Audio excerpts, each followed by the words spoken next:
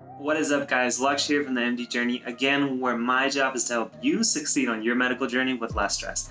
In this video, this is going to be episode number 3 of the Residency's Chronicles, but the topics on this are applicable to not only people applying to residency. So in this video, we are going to be talking about one of the most dreaded tasks that you have to do in your medical career, which is writing a personal statement. I'm going to kind of go over the tricks that I use to essentially have a nice flow from the very start, avoid writer's block, put out a decent, if not a really good, personal statement, and then once you're done, you know you're done. And so we're going to go over all of that in this video after this intro.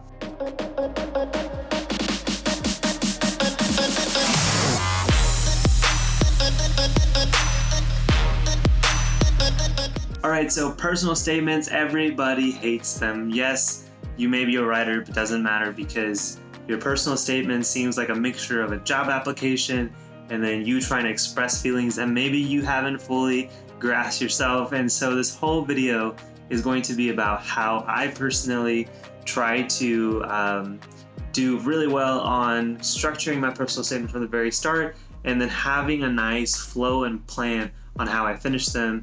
And then by the time I submit them, I'm comfortable that they're good enough or as good as I can put out. And I'm not concerned of what the reader will think about it. And so this doesn't matter. This is the same for if you're applying for your medical school applications or if you're applying for your residency applications. And so we're gonna go over a few tips that I use. And the first one, you've heard me talk about this in other videos. And if you don't watch my other videos, you need to subscribe to this channel right now, please. But the first thing that I talk about a lot is you have to get in this mode of introspecting throughout your medical career, regardless if you're a high school student, a pre-med, first or second year of college, you're applying to med school right now, you are in med school, your residency, doesn't matter. You have to get better at introspecting. It's one of the worst traits that all of us have. Something that we can always get better at is as much experiences as we have had in our short lifetime, as much exposure to mortality, humility, courage, all the different things that we have, stress, education, all the experiences that we have in our journey in medicine. You have to take time on thinking about what those experiences meant to you. We have to do a lot of community service, we have to do a lot of research projects, different things to just get into medical school, to get into college. And sometimes we fail on learning what each experience taught us. We kind of sometimes unfortunately have to come up with BS answers when we're asked during our interviews because we haven't taken the time ourselves to think about what those opportunities in our life meant. So if you're a college student, for example, you're doing a volunteer experience. You may just do it, enjoy it, and then you're done. But then you put it on your med school application, someone asks you about it during an interview, and you are just caught off guard because you have not thought about that experience hard enough that now you're basically trying to pull things out of your butt to answer that question. You don't want that. You want to look at each experience, each patient exposure, each shadowing opportunity, each research experience that you have and think about what it meant to you. What were the pros and cons? What did you learn about yourself? Is this something that you're going to continue to do in your future? Is this something you learn that you don't want to do?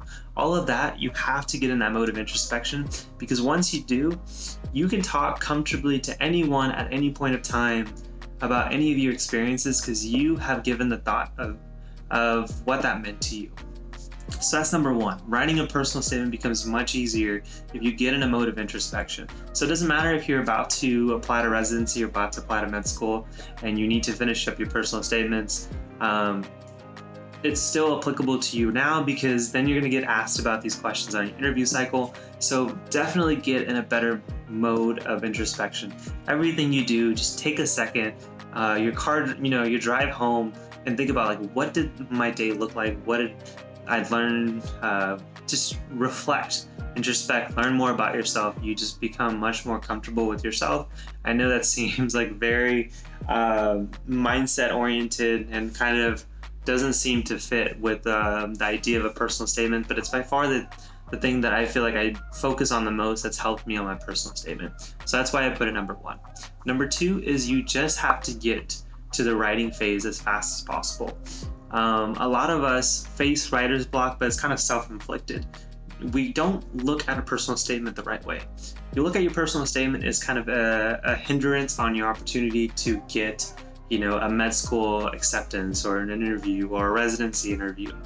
But you need to look at it as an opportunity to share you. Your whole application, aside from your personal statement, is a lot about numbers and time. How well were your grades, and how much time did you spend on other things like research and community service? They still don't show a lot about you. Your words about answering a question like, why do you want to go into medicine? Or why did you pick the specific specialty? That can say a lot more because your words are different than somebody else's, even if your core motive is the same. So look at it as an opportunity to share more about yourself instead of a hindrance on something that can hurt you. Unless you don't check your grammar, or you don't do some of the things I'm going to talk about later in this video, or you do some of the mistakes I'll talk about in the video. Your personal statement is a great opportunity to share, more about you. And if anything, you want to take that opportunity. So get to the writing phase as fast as possible and start out with creating some form of initial answer. A great way that I like to do it, because I am a verbal communicator, is when a question comes, like, quickly think, what is my answer? If the question is, why did I want to go into medicine? I refer to this a lot. A lot of you guys maybe get sick of it, but think about your whys. Like, what were the experiences, step-by-step experiences that made you think, okay, I'm going to apply to become a doctor or go to medical school or become a surgeon, all those different kind of things. Think about the steps, think about that in your head, and then create an outline of like 1, 2, 3, and 4, whatever it may be. That's a great way to structure your personal statement, is answer the question out verbally and then take the parts where you said it out loud and you're like, that actually sounded pretty good. I should write that. Definitely jot that down and make some type of structure on how you're going to use your verbal answer and then regurgitate it into a formal written essay. So get to writing as fast as possible. Don't avoid the dumb writer's block. If you can speak your answer, then you can write your answer. And if you can't speak your answer, then you need to go back to step 1 and introspect more on why you want this and what the answer to that question is.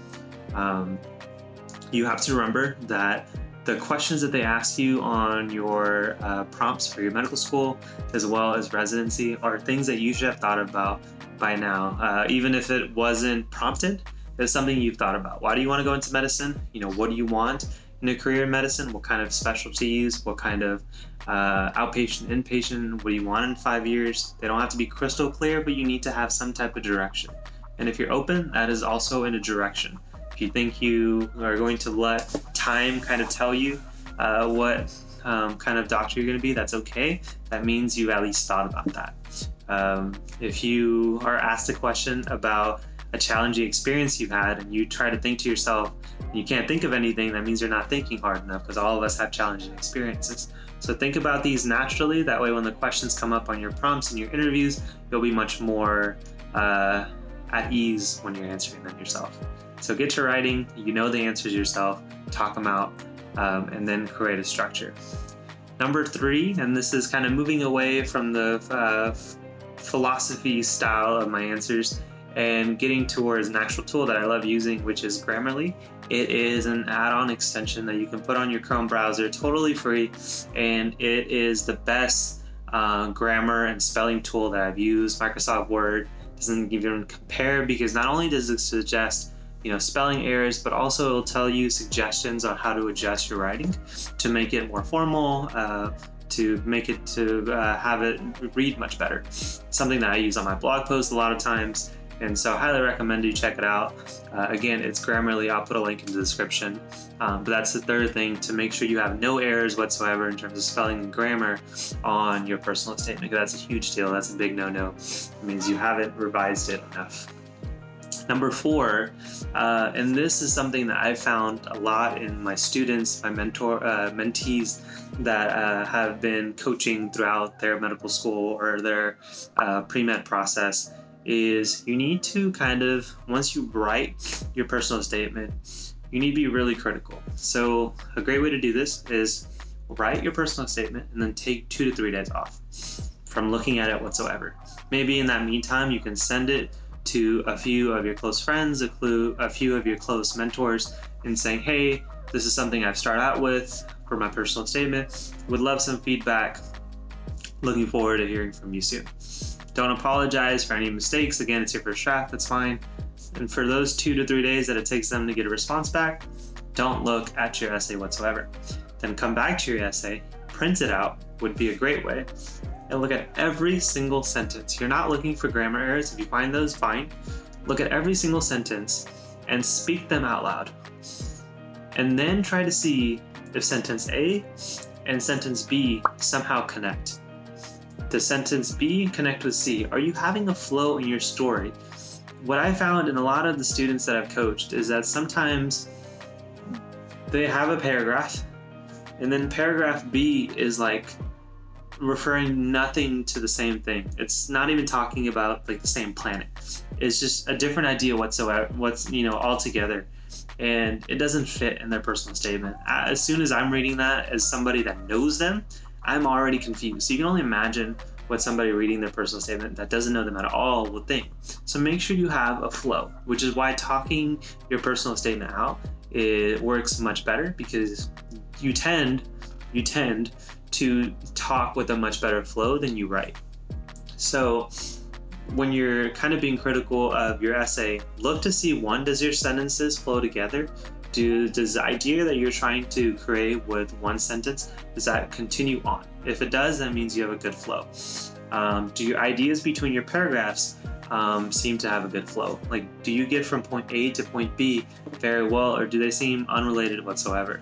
And so you need to make sure that you have a clear pathway that kind of guides your readers. Take them by the hand and say, this is what I want to tell you. All right, now you know about this. Let's keep going on my journey to why I want to become a doctor, why I want to apply to your residency program, and then keep going and then end with an awesome conclusion. This is me, this is what I've learned, and this is my final answer to the prompt. If you do that, again, you've thought about your answer to the prompt, you have a good flow, checked your grammar, and you're confident that you can guide the reader from start to finish with good flow and good structure, there's nothing really left for you to do on your personal statement.